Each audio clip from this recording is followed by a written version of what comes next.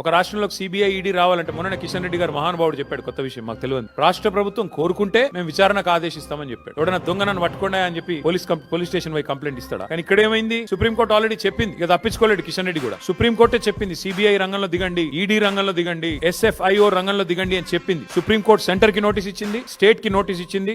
నిజంగా కిషన్ రెడ్డి గారు బీజేపీ ఇవాళ రేవంత్ రెడ్డిని కాపాడుతున్న మాట నిజం కాకపోతే వెంటనే సిబిఐ, ఈడీ, SFIO రంగంలో దిగాలి.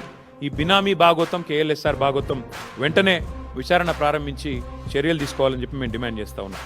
తీవ్రమైన అవకతవకలు, ఆర్థిక కుంభకోణం, క్రిమినల్ కుట్ర, అధికార దుర్వినియోగం, వీటన్నిటి మీద, మనీ లాండరింగ్ మీద, ముఖ్యమంత్రి గారి పాత్ర మీద కూడా సిబిఐ, ఈడీ వెంటనే విచారణ చేయాలని చెప్పి కూడా మేము డిమాండ్ చేస్తా ఉన్నాం.